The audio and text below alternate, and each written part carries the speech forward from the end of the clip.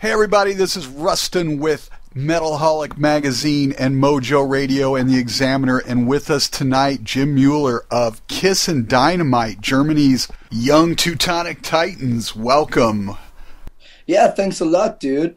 I love to be right on how do you say on radio, right? Absolutely.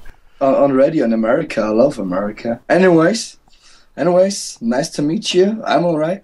It's like almost 12. I had a great day today. I was in a birthday party, chilling in the sun, having a lot of champagne. Yeah, but I'm already I'm ready to start. Yeah, it's the witching hour almost. So, well, yeah, you guys, your new album, Money, Sex, and Power, came out on the 24th. Right. And it sort of picks up right where the last album left off, Addicted to Metal. But if you would, because so few people yet have had a chance to really experience you here in America, can you sort of take us back to the beginning and tell us how the band originally formed and everything? I know at one point, even before you took the name Kissin Dynamite, you were called Blues Kid, I believe? Yeah, embarrassing, I know. Yeah, you know what? We were like 10 years old. And we loved to play guitars, and it was just the beginning, right? And I saw a DVD of AC/DC, and I thought to myself, yeah, this is what I want. This is what I want to going to do in the future. And I told my dad, Daddy, buy me a guitar. And so he did. He bought a Gibson, my first Gibson SG, like Angus. Right. Angus played himself. And funny stuff is, Gibson, if you say Gibson in Germany, it means give your son. so quite funny. Okay, so he bought me a give your son guitar, and then I got to know all the other band members in school. We were like a school band actually, and yeah, it was like just we did that what we want to do. You know, we had fun and. It was cool stuff, and we had just had a great time. And then once there was the major label EMI, right, coming to us and saying, "Hey, what, you want to have a record deal?" And we was like, "Oh my god, what the fuck is going on here?" I really didn't expect that from this evening and from EMI and everything. And it was quite cool because we were innocent boys. We just did that what we wanted to do. We just had a little bit of fun and everything, and it was cool. And then it started raising, you know.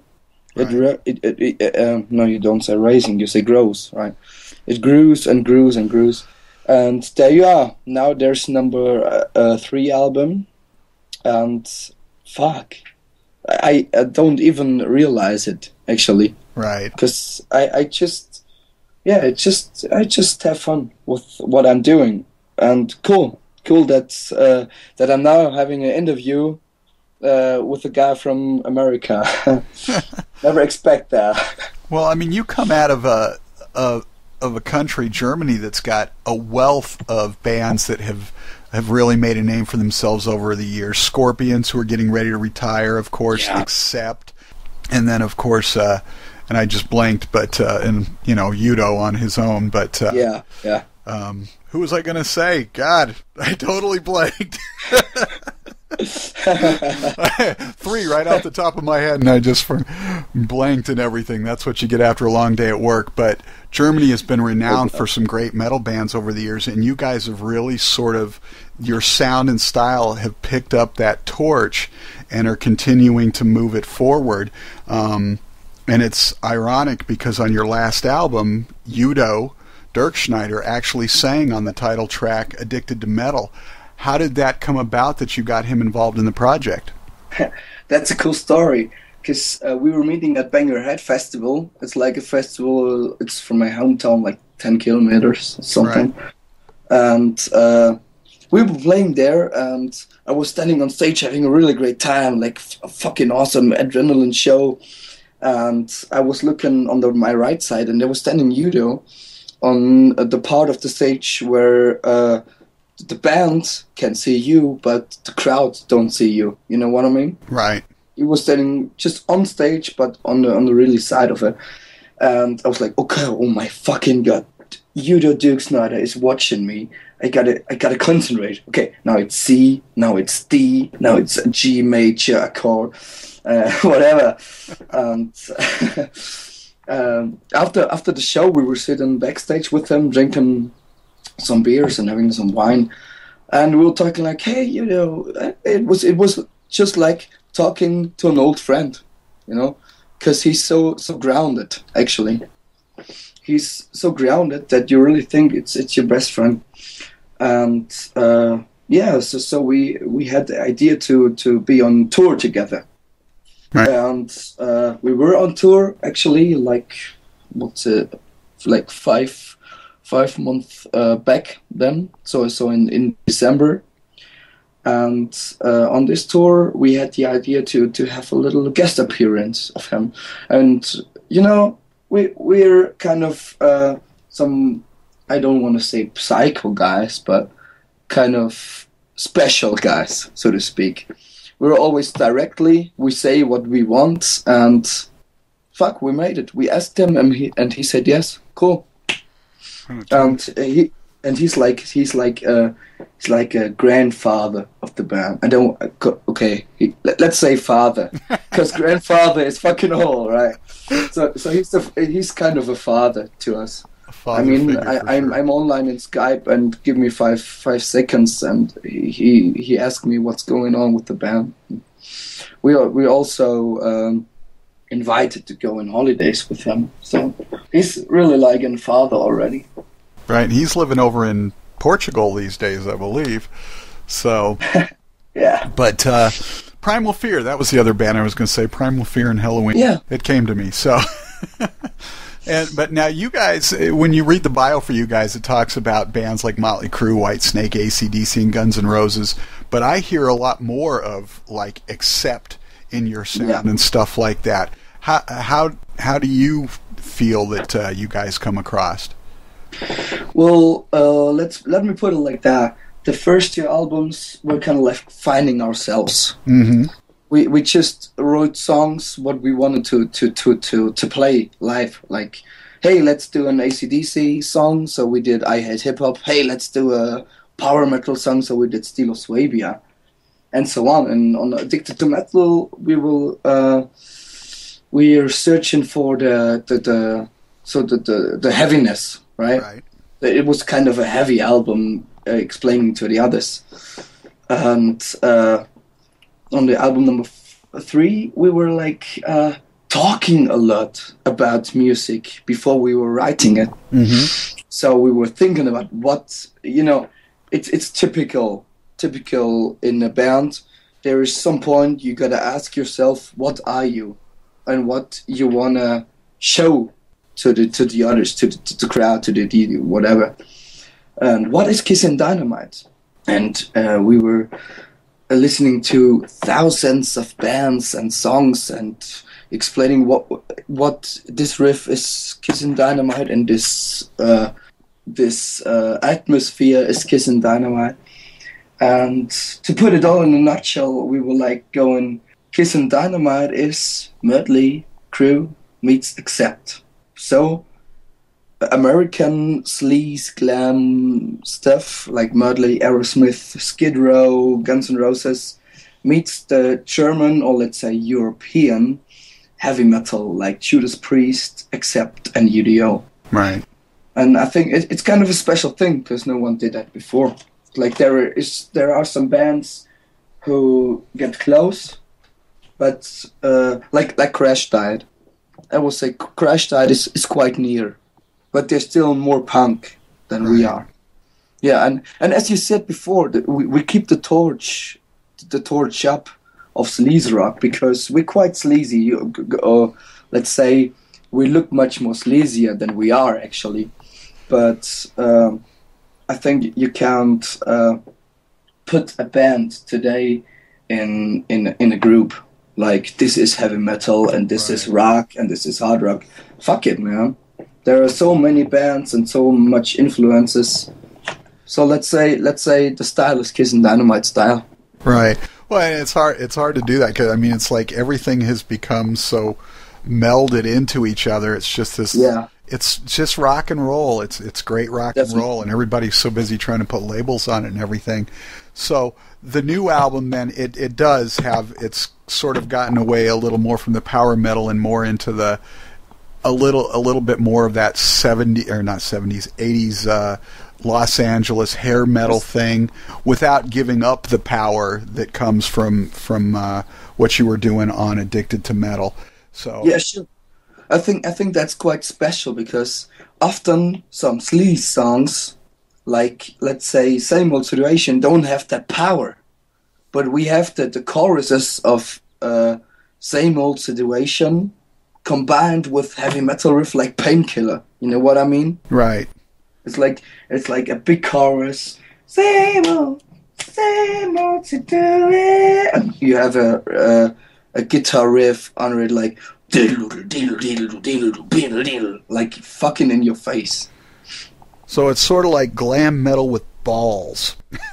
Yeah, let me put it like this. That's cool. There you go. Glam metal with balls. Now, everybody always wants to know the story behind a band's name. Obviously, you guys were originally called Blues Kid. Where did you guys come up with Kissin Dynamite? Well, we had a long discussion about a band name because actually we were coming together from two bands. So we were like two school bands, actually. We met each other and it felt perfect. So one band had no singer and one band had no bass player. So we put it together and we're like, okay, now we need a new band name because we're probably a new band, right? And we were sitting there for hours. I can tell you, it was not just hours, it was days. And we're like, what about the best fucking name for the band? And there were some fucking stupid names like Fire. Oh my god, how boring, okay? It is, come on. And once there were, the mobile phone of Andy was ringing, and he had the ringtone of AC/DC, Kissin Dynamite. And I was like, hey, I don't know the song. It's AC/DC, I hear it, but I don't know the song. Yeah, it's Kissin Dynamite. It's like, Kissin Dynamite. Sounds good. And the guy's like, okay, have it. We fucking have it. So it's really a magical moment, right? And we have a lot of those magical moments in the band, actually. That's what makes me so self-confident. Gotcha. Because there were so magical moments in the band history that formed myself, right? Well, now you said that you got your first taste of what you wanted to do, seeing Angus and AC/DC and everything, and you started with an SG. But as you grew and learned how to play guitar, who ultimately influenced in your mind your sound, your style, and I mean, was it always Angus, or as you got older and matured a little bit, were there other guitar players that really spoke to you? Yeah, there's a cool story behind it, because the first 2 years I was just listening to AC/DC. Simple AC/DC. Giving me AC/DC was my best. Then I saw the vinyls of Iron Maiden in my dad's cupboard, actually. It was like a forbidden thing, you know. I saw the Killer album, and it was like fascinating for me. I thought, oh my god, this is probably illegally whatever. And I was listening to the albums, and Maiden formed me really, really much. Like the smooth playing of Dave Murray, and I simply loved this band. And I really listened to it like almost 2 or 3 years. And then I realized that there are really other bands beside AC/DC and Iron Maiden. I didn't expect that. I thought that those two bands are the only one, actually. And then I discovered Scorpions for sure, and it goes on with all the 80s band probably, going from Metallica to Motley Crue, whatever. But who inspired me as much is Iron Maiden, and for sure, for being a guitar player, Yngwie Malmsteen. I love this guy. Right. Yngwie, god of guitars, right? Definitely. With just, you know what? I just look much more better than him. Well, hopefully your ego is never as big as his, but yeah, I work phenomenal guitar player. So, well, that's awesome then. So now, how in the group, every group dynamic is different. How does the songwriting process work within Kissin Dynamite? Well, it's kind of always the same.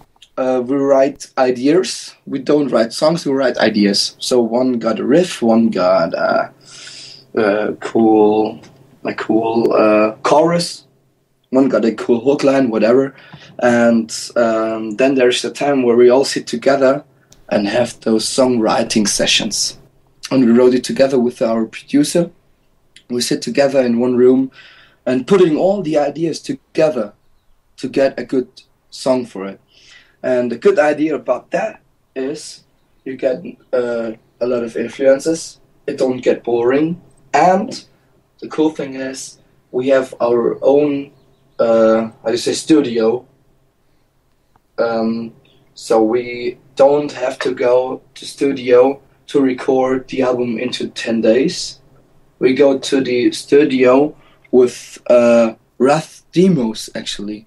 Right. So we don't have an idea about the end song, so to speak, and we develop it in studio because the studio is of our producer, and so it's for free. Then that's a fucking cool thing, because we got a lot of time to test a lot, to experience and experiment a lot, and that's why I think we have such a bunch of hook lines and catchy songs. Right. So it probably don't get boring because of it, because we really have time to think about it and don't have to write the song to the end and then just record it. It's like it develops properly in studio. Let me put it like that. Now, on the last album, Addicted to Metal, you guys actually did a cover of Damn Yankees High Enough. How did that come about? Yeah, looking over it, I think it was a bad idea. Anyways, we were listening to the song a lot. We were listening to the song every time when we were on tour, actually, and it was like kind of the tour song, so to speak. And one day we were like kind of bored in the studio, and we say, "Hey, let's have a little jam session," and we played that song, and for sure it was recorded, and it sounds great. So we think, okay, let's do it once again, and now let's do it professional, and it sounds great. And we thought, hey, let's do it on the album because of the feeling. Right. You know, it's just the tour feeling for the band. I don't think it was a bad idea at all. It fits well on the album. It's a great song and everything. So now on the new album, let's talk about Money, Sex, and Power, because that's obviously what we're here for and everything. I have to ask you, on the title track... I think we're here for tits. Come on. True. That's what brought us all into music anyway, right? Yeah, right. But I have to ask you, every time I listen to Money, Sex, and Power, I'm just like, what is she saying at the beginning and the end? Is like, Bunga Bunga. Yeah, that's a cool thing, because it's a European story probably, because the head of Italy, he did Bunga Bunga parties. Like, he had the girls, he had the alcohol. I don't want to say he had drugs, but probably he had drugs. He was like kind of a rock star in the 21st century. And we were thinking, hey, this is a perfect song for it, because Money, Sex, Power was actually the headline of the theme of this president of Italy in a German magazine. So we saw their Money, Sex, Power. Oh, that's a cool thing. We were reading about it, about Berlusconi. That's what his name is. Right. And we were saying, man, he's a fucking rock star. He have everything. He have the money, he have the sex, and he got the power. It's a cool guy, and he had the Bunga Bunga parties. And actually, we thought that we have a Bunga Bunga party on our own, but it didn't happen like that, like he does. So we were thinking, okay, let's put it in a song. And actually, it was screamed by Hannes, by our singer, this Bunga Bunga thing. But it wasn't that shocking. It was like, okay, there's a singer and he screams something. But it wasn't cheap enough, you know? It wasn't that bitchin'. It was blunt, but it wasn't that big tit thing. Yeah, it wasn't sexy. Yeah, it wasn't sexy enough. And then we just asked, actually, a girl on the street if she want to have a serious, how do you say, want to be a serious singer and want to get fame and fortune. And we were going to tell her, yeah, you got to sing it, and it will be great. It will be awesome. And she's singing those 10 seconds, like bunga bunga. We're saying it gotta sounds as cheap and as bitchin' as possible, you know, and as blunt as possible. And fuck, she did a good job. And that's the great thing about every album. Every song has a story. And I know we don't have time to go through all of them, but are there a couple of songs on the album that have really good stories behind them you can share with us? Yeah, for sure. Like Sex is War. I was waking up with a bloody back, actually.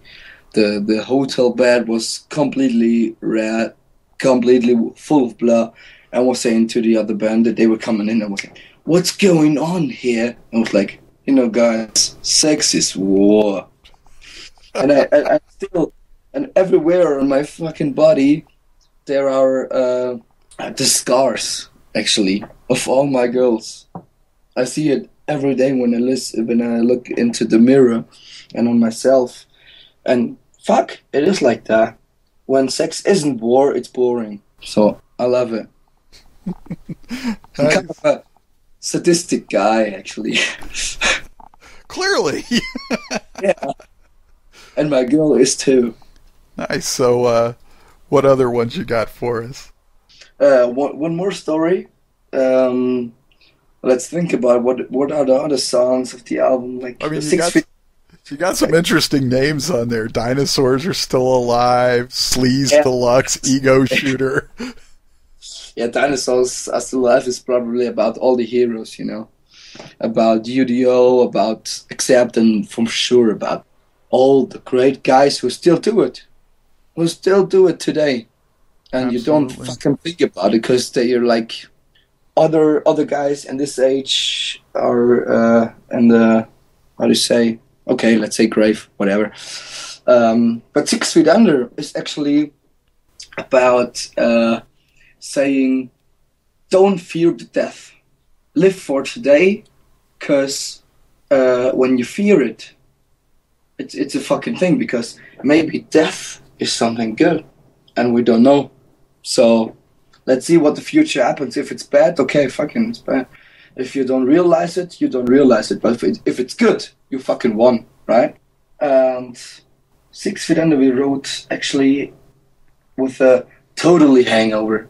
And Hannes, our singer, was standing like, oh fuck, I got such a hangover. I want to be dead. I want to be 6 feet under because it feels good down there. And it fits perfect. So we wrote that song directly in the studio with a hangover. For sure, we are professional guys. And it was off the end of all the recordings, for sure. But yeah, we just had a great time there. And yeah, maybe it's something cool. We don't know. But we don't gotta think about it because we live now and fuck the future. That's a thing. Well, it's probably the whole album goes about that thing. Fuck the future. Live now. Have a party. And that's the thing what Kissin Dynamite wants to give the people, right? They want to give the party. They don't want to say, hey, in the world there's something wrong, like whatever, earth warming and whatever. Fuck it. Let's have a great party and let's see what happens.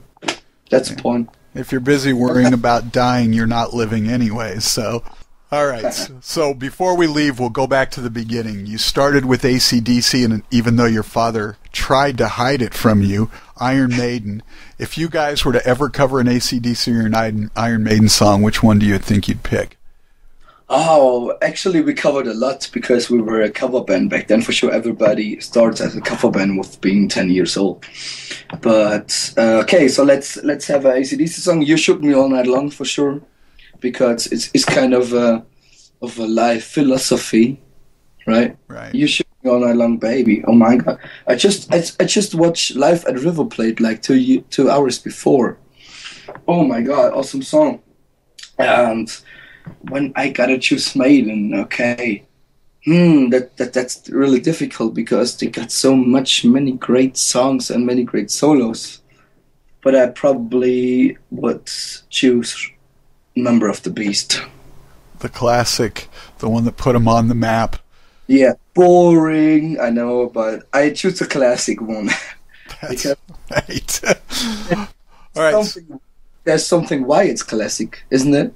Yeah, exactly, you know.